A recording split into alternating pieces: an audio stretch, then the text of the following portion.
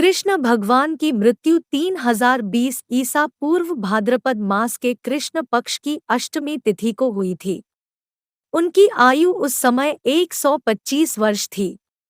उनकी मृत्यु के कारणों को लेकर दो मत हैं। श्री कृष्ण भगवान की मृत्यु 125 वर्ष की आयु में हुई थी। उनकी मृत्यु की कथा इस प्रकार। एक दिन कृष्ण द्वारका के पास एक जंगल में विश्राम कर रहे थे। तभी एक शिकारी जिसका नाम जीरू था, उस जंगल में मछली पकड़ने गया।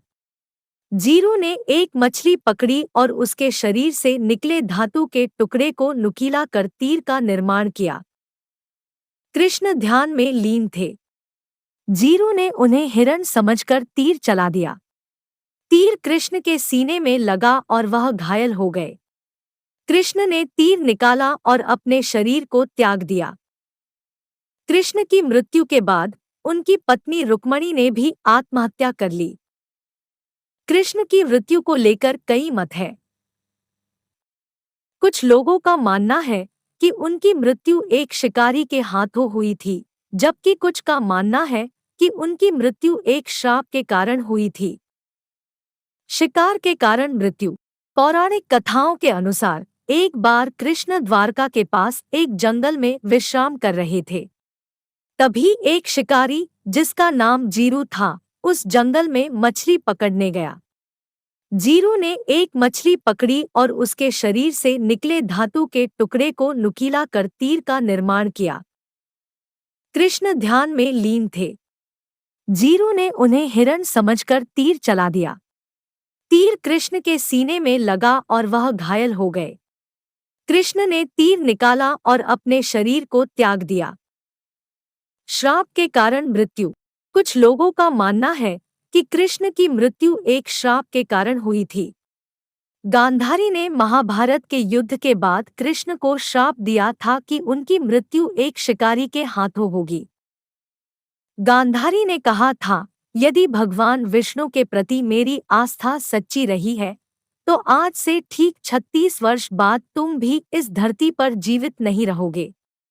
द्वारका तबाह हो जाएगा और यादव वंश का हर इंसान एक दूसरे खून का प्यासा हो जाएगा। गांधारी का यह श्राप 36 वर्ष बाद पूरा हुआ। कृष्ण की मृत्यु के बाद यादव वंश का अंत हो गया। निष्कर्ष। श्री कृष्ण भगवान की मृत्यु एक रहस्य है। उनकी मृत्यु के कारणों को लेकर कई मत हैं। हालांकि यह निश्चित रूप से कहा जा सकता है कि कृष्ण की मृत्यु एक महान घटना थी। उनकी मृत्यु से यादव वंश का अंत हो गया, लेकिन उनके आदर्श और मूल्य आज भी लोगों के लिए प्रेरणा है। महाभारत युद्ध के बाद यदुवंशियों में आपसी कलह और संघर्ष बढ़ गया। यह संघर्ष यदुवंशियों के विनाश का कारण बना। श्री कृष्ण ने यह देखकर महसूस किया कि उनके द्वारा दिए गए उपदेशों का यदुवंशियों पर कोई प्रभाव नहीं पड़ा है। उन्होंने पृथ्वी छोड़ने का निर्णय लिया। कलयुग का आगमन। श्री कृष्ण ने यह भी महसूस किया कि कलयुग का आगमन हो रहा है। कलयुग में पाप और अधर्म का वर्चस्व होगा। श्री कृष्ण ने इस युग में धर्म और नीति की रक्षा के लिए पृथ्वी पर रहने का निर्णय नहीं लिया। अपने कार्यों का पूरा होना। श्री कृष्ण ने पृथ्वी पर कई कार्य किए थे। उन्होंने महाभारत युद्ध को रोका, अधर्मियों का नाश किया और धर्म की स्थापना की। उन्होंने अपने कार्यों को पूरा कर लिया था, इसलिए उन्होंने पृथ्वी छोड़ने का निर्णय लिया। श्री कृष्ण की मृत्यु के बारे में एक लोकप्रिय कथा है कि एक शिकारी ने उन्हें मृग समझकर उनके पैर में तीर मार दिया। श्री कृष्ण ने तीर को निकाला और अपने प्राण त्याग दिए। हालांकि कुछ विद्वानों का मानना है कि श्री कृष्ण ने अपने शरीर को स्वयं ही त्याग दिया था।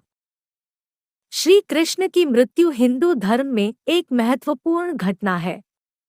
यह माना जाता है कि श्री कृष्ण ने पृथ्वी पर धर्म और नीति की स्थापना के लिए अवतार लिया था। उनकी मृत्यु के बाद वे अपने मूल निवास गोलोक में लौट गए। और अगर वीडियो पसंद आए तो लाइक करें, शेयर करें, चैनल को सब्सक्राइब करें।